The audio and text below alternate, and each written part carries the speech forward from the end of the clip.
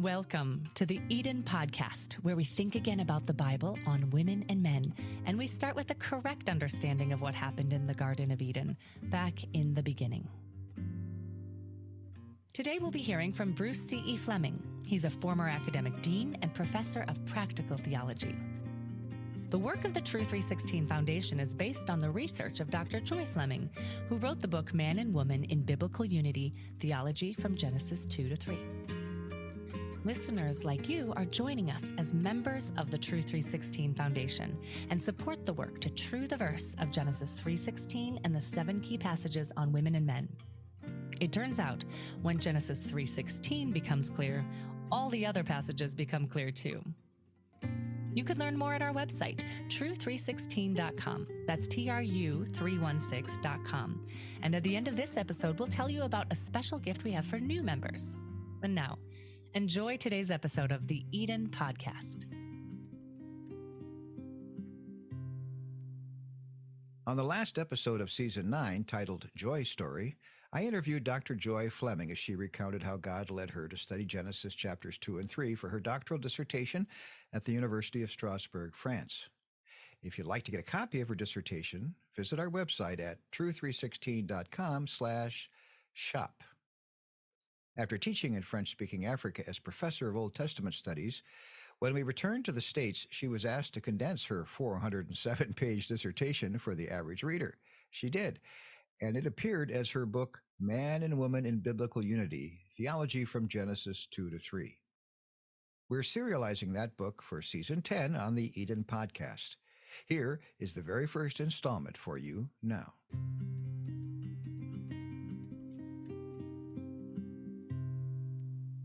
Man and Woman in Biblical Unity, Theology from Genesis chapters 2 and 3, written by Joy Fleming, Ph.D., Sci.D., narrated by Bruce Fleming. Chapter 1, Introduction. The origin of the human race would be largely a mystery were not the story recounted in the early chapters of Genesis. Genesis 1, 2, and 3 tells us of God's work as he created the world, made the first human beings, and designed the beautiful garden. The story is a marvel, but the last chapter 3 relates the entry of sin into the world. God prepared the setting. It took most of 6 days to get the world ready to be the place of human habitation. Finally, the man and the woman were created at the end of the 6th day. Last, but certainly not least, the human race was and is God's delight. This early part of Genesis tells of 2 human beings, each specially handmade by God. It speaks of how they related to the Creator's care and command. Because they were 2 people, societal interplay is observed between them. And because they were responsible for their own actions, the Creator deals with each one individually. In Genesis, we discover that both persons share equally in the image of God, Genesis 1, 26 and 27.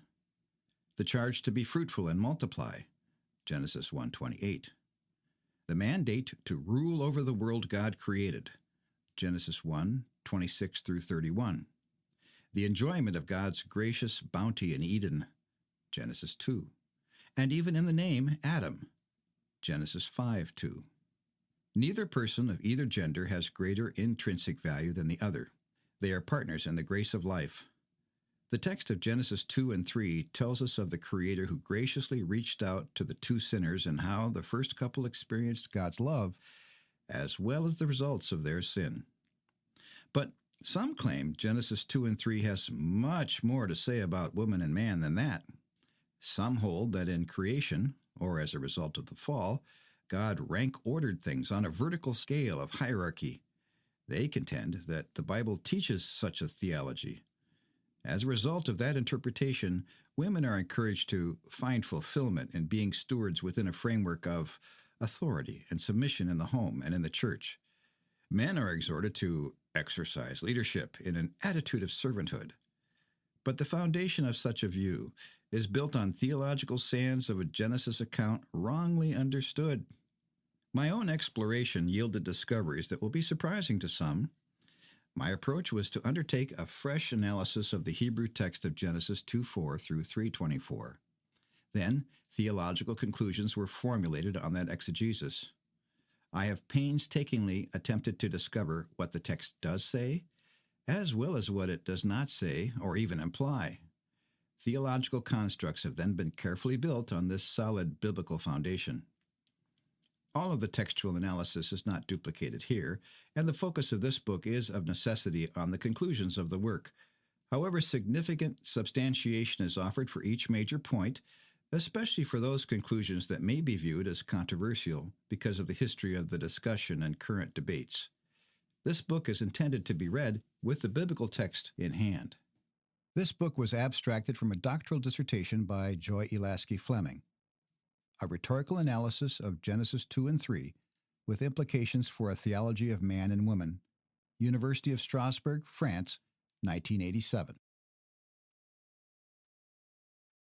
Chapter 2. God at Work. Genesis 2. Genesis 2 verse 4 through Genesis 3 verse 24 is part of one of 11 segments in the book of Genesis introduced by the Hebrew phrase Ele Toledoth, or these are the generations of. The section of which this passage is a part extends through Genesis 4:26. The narration of the creation of man and woman, their disobedience, and subsequent expulsion from the garden is recorded in 7 episodes which are arranged chiastically. Chiasms, or inverted parallelisms, are stylistic devices that occur frequently in Hebrew literature. Ancient chiasms typically organize an odd or even number of units, words, lines, segments, sections, into a definite pattern where there is an observable correspondence between the first unit and the last unit, the second unit and the next to the last unit, and so on. A 7-part chiasm would be diagrammed A, B, C, D, C', B', A'. The prime sections characteristically pick up themes of their corresponding sections. They frequently elaborate those themes in greater detail or supply new details. The prime sections tend to be longer than their earlier counterparts. The center section is often of major, even primary importance, or even the turning point of the literary unit. For example, scholars have noted the detailed chiastic arrangement of the flood narrative in Genesis 6:10 through 9:19. The center section of the chiasm, Genesis 8:1, and God remembered Noah, is the turning point of the story. Chiasms vary in length like an accordion, expanded or contracted, depending on the length of the narrative. It is not unusual to find chiasms within chiasms within chiasms. Chiasms represent a kind of literary art form that interweaves words and motifs in an intricate pattern. Beyond the aesthetic quality of a chiasm, which has intrinsic value in its own right, the form conveys meaning, as does the content. Accordingly, proper understanding of the form is essential to a proper understanding of the content. The episodes in Genesis 2:5 through 3:24 can be diagrammed chiastically in the following manner. A. 2:5 to 15, God's creation of the man and placement in Eden. B. 2:16 and 17, God's command. C. 2:18 to 24, God's creation of the woman. D. 2:25, harmony in Eden. C'. 3:1 to 5, the evil serpent tempter. B'. 3:6 to 7, transgression of God's command. A'. 3:8 to 24, the results of disobedience and expulsion from Eden. Part 1, 3:8 to 13, interrogation. Part 2, 3:14 to 19, God as judge and prophet. Part 3, 3:20 to 24, aftermath and expulsion from Eden. Episodes A, B, and C show God at work creating what is good. Episodes C', B', and A' show evil, or sin at work, in the formerly good world. In episode D, sin has not yet entered the picture, nor is God doing any new work. Another way to picture the episodes comprising the story is as a bell-shaped curve with an upward slope for episodes A through D, with D in the middle at the top, and a downward slope for the prime episodes C', B', and A'. Let's examine each of the episodes in the story. As we do so, we will draw theological conclusions based on our analysis. Episode A, The Earthling in the Garden, Genesis 2:5-15. God hand-makes the first two human beings. God does not make twins, but makes each one at a time. The man, like the animals, is taken from the ground, Genesis 1:24, 2:19. Specifically, he is made from the dust of the ground, Genesis 2:7. In 2:7, there is an interesting play on words. From the Hebrew word ha-adamah, the earth, ha-adam, the earthling, is made.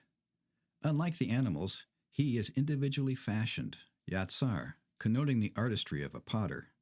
And unlike the animals, ha-adam is animated by the divine breath of life. The man is placed in the Garden of Eden, about which the author gives some detail. His assignment is set out in verse 15. He is to cultivate, abad, the garden, and guard, shamar, it. It is here that some have raised a question related to equality. Does the chronological sequence in which the man and the woman are created have any special significance? Some claim that the woman, being the, quote, second sex, is subordinate to the man. Perhaps to the Western mind, where first is best, such a ranking would make sense. But one has only to read the narrative at hand to see that no such point can be established here. For God did his creative work in ascending order of importance and sophistication, beginning with inanimate matter, then the realm of vegetation, next the animal kingdom, and finally, human beings. If temporal priority implied superiority or greater importance, then the animals would be the superiors of humans. Since God, for reasons to be explored below, determined to create one of these humans from the other, sequence was unavoidable. But temporal priority implies nothing about relative worth or authority. Episode B, The Command, Genesis 2:16 and 17. In these verses, the Lord God speaks to the man and says three things. 1, from any tree of the garden you may eat freely. 2, but from the tree of the knowledge of good and evil you shall not eat.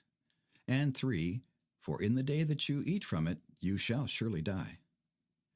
Though the command was given to the man, the woman had knowledge of it, and was held accountable for it. So why did God utter his words of command to the man before the woman was present? Again, the apparent reason has to do with God's decision to create sequentially. Clearly, the man needed to know the rules of the game during the interval before the woman's arrival.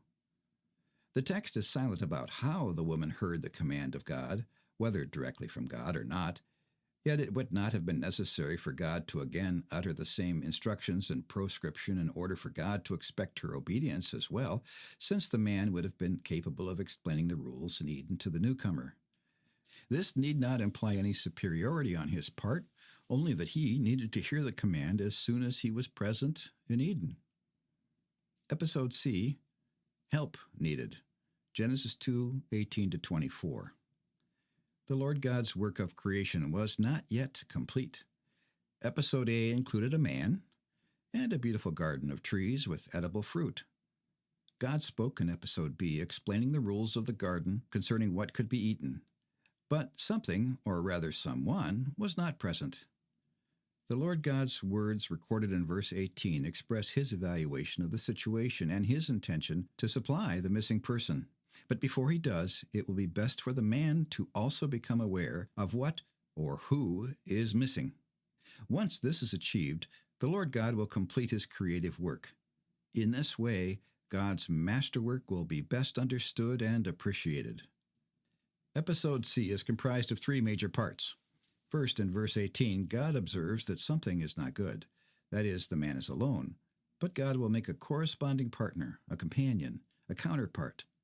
Second, in verses 19 and 20, there is no counterpart to the man to be found among the animals, created beings which are somewhat similar, also made from the ground, but different from him. They do not have the divine breath of life. The man recognizes that he is unique and alone as a human being. Third, in verses 21-24, God creates another human being, but not from dust. Woman is specially and carefully made by God's hands, created from the very material of man. She is the resolution to the aloneness which was not good. The man joyfully recognizes that she appropriately corresponds to him and that she is the companion he was without. God's work reaches completion with her creation, the pinnacle of his creative work. Episode C can be diagrammed in greater detail as follows. A. Verse 18. God observes that the man is alone, but God will make an appropriate partner. B. Verse 19. God makes and brings certain animals to the man. C. Verse 20. The man names each animal, but finds no partner appropriate to him. B. 21 and 22. God takes the man's rib, builds the woman, and brings her to him. A', 23 and 24. The man recognizes his appropriate partner, who is his marriage partner. With that overview, let's look at the separate sections of this episode more closely. God sets the stage carefully. First, he makes a pronouncement. It is not good. On the heels of 5 positive assessments, and behold, it was very good in Genesis chapter 1, this intrusion of a negative evaluation is striking. What was not good? Was something wrong with the man? No. Something was incomplete with the situation. God's creative work was not done. So, God makes a declaration of what he is going to do to rectify this state of affairs. He will make a help corresponding to him, Genesis 2:18 and 20. The English words help corresponding to him translate 2 Hebrew words, ezer, kenegdo. This literal translation, from a note in the margin of the New American Standard Bible, is more precise than helper suitable for him, or meet for him. It is not to be read as helpmeet or helpmate. Such non-existent words are a deformity of the English of the King James Version. Help meet for him. The word meet means appropriate. Each of the 2 Hebrew words is of great significance to our understanding of the passage. Thanks for listening to the Eden Podcast, brought to you by the members of the True 316 Foundation. Research into the Old and New Testaments by Dr. Joy Fleming and Reverend Bruce C.E. Fleming forms the base of all our work. Joy is a former Old Testament professor and is a practicing licensed psychologist. Bruce is the author of the Eden Book series, which starts with Book 1, the Book of Eden, Genesis 2-3. We invite you to become a donor member of the True 316 Foundation, as together we seek to true the verse of Genesis 3:16 and related passages. When you become a member, we'll send you an autographed copy of the Book of Eden. Sign up today by going to true316.com/member. That's TRU316.com/member.